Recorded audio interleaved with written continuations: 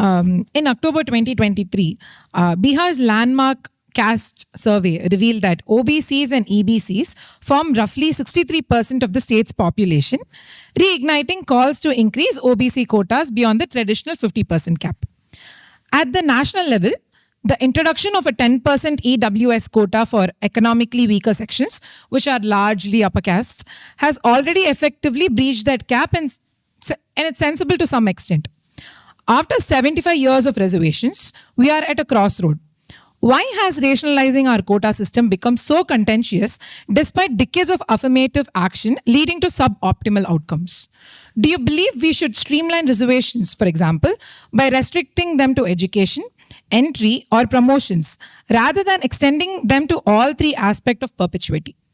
Also, how would you implement such reform while safeguarding opportunity for truly deserving individuals who do not fall under these brackets, and not losing them to countries like US and UK, which promise a relatively fairer meritocratic system?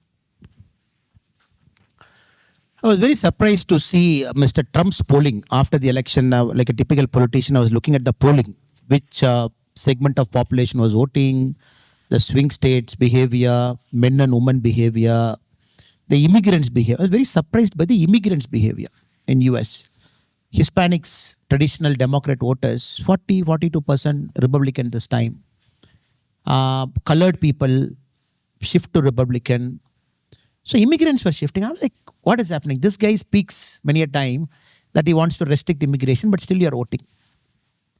Then a professor gave me the answer for this. He said, look, this is called kicking the ladder syndrome. So you come up, you climb a ladder, you go up, and then you come as immigrant, then you become a citizen, you get amalgamated. You want to kick the ladder down because you don't want another immigrant to climb the ladder. So they said it's called the kicking the ladder syndrome, because these immigrants, after a point of time, they started behaving like Americans. They don't want another immigrant to come. That is why Hispanics, you got to see a fine difference between the first generation Hispanics and the second generation Hispanics. So this is in politics I've seen. Now we have to understand reservation is a very complex, a very touchy subject. And US uses the word called positive discrimination because historical injustice has happened. And now the Supreme Court has struck down reservation. As we speak now in US, the positive discrimination is not there. The Harvard case you must have seen last year in Supreme Court. When a student took Harvard to Supreme Court and the state got represented by the US government, the argument is, what is affirmative action? Because of this affirmative action, who got benefited? Have you done a study whether this affirmative action is achieving the cause and objective of what you want to do? I encourage students here to read the judgment, Harvard University and in the Supreme Court. So as we speak now, it is struck in the Supreme Court, the so-called affirmative action, because Harvard couldn't give a convincing answer by this affirmative action whether the cause and objective is met. Now shifting to India.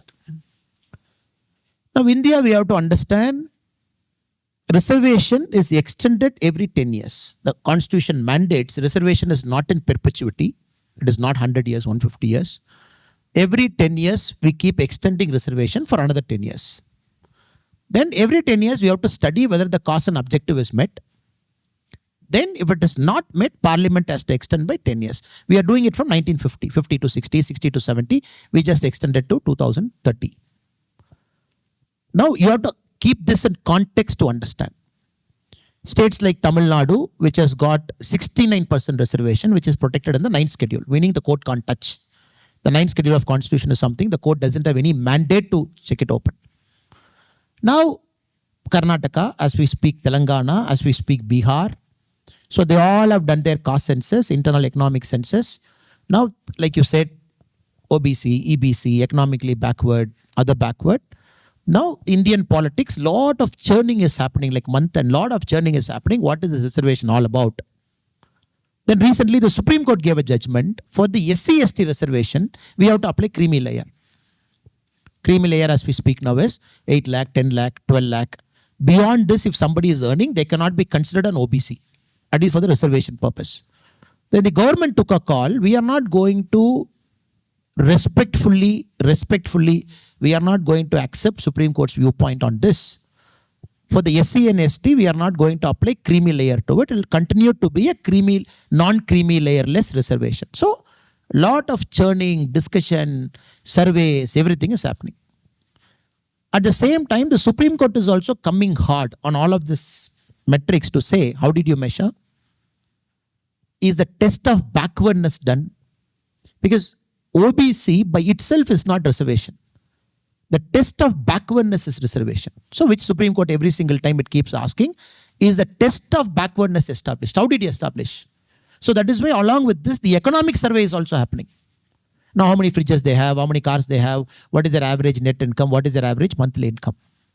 So I'm giving a background to the whole thing before I give my answer, my viewpoint on this. So as we speak now, India as a country, we have breached that 50% cap, because 50% cap came in some time back. We said, okay, let us not touch 50 because the general category and the open category is 50. Up to 50 we can go.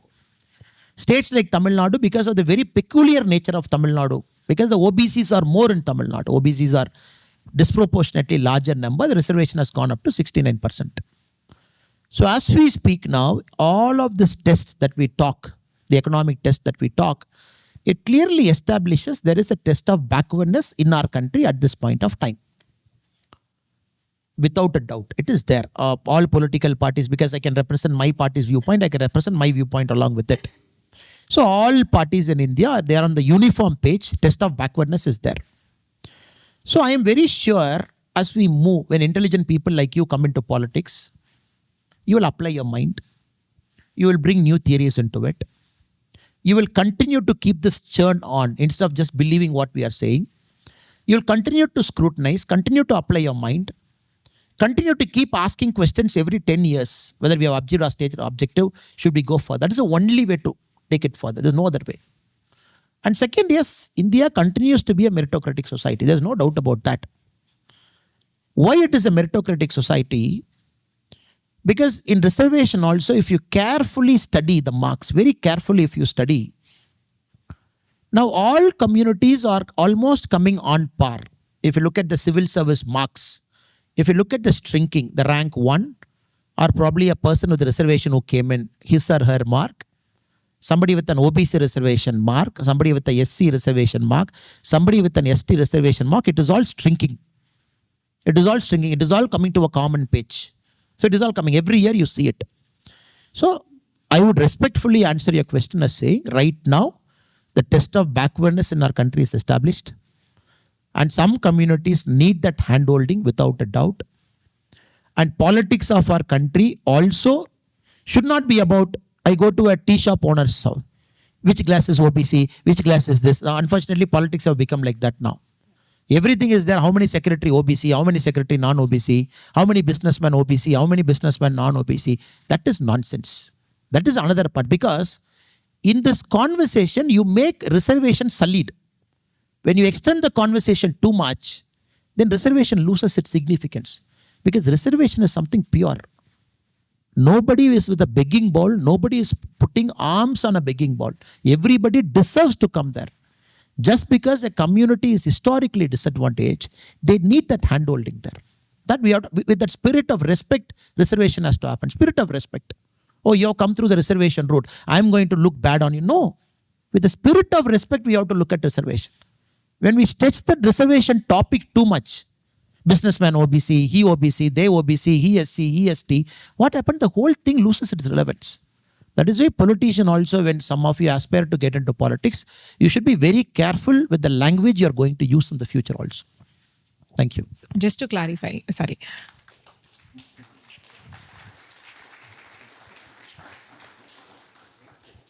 Just to clarify a personal doubt. So the reservation should stop at a certain level, like maybe education, and not looked further. Is that what? Okay. Now, in our country, the mandate that we have is reservation at the entry level, reservation at the promotion level. Okay, the reservation is applied at multiple levels. in our country, we don't have reservation at the promotion level. For example, you become an IPS officer. The reservation is applied at the initial selection, IPS, IAS, IFS, whatever it is. Then in the promotion, there's no reservation. You all get into a rank, 1, 2, 3, 4, 5, 6, 7, 8, 9, 10. And then by rank wise, people get promotion based on the seniority. It is not there. But there are certain jobs. For example, I go to a naval lignite corporation. In the overall job, you maintain a certain quality at every single level. There it might play a part. So reservation in our country is at the entry level only. We don't apply reservation at the promotion level. So entry level, it is there. Now the key question to ask, which the courts and politics have to resolve in the near future is, how much reservation to one family? One family can take multiple reservations. I don't know. That's a question for courts, politics, voters, everybody to decide. Because courts can't decide on their own.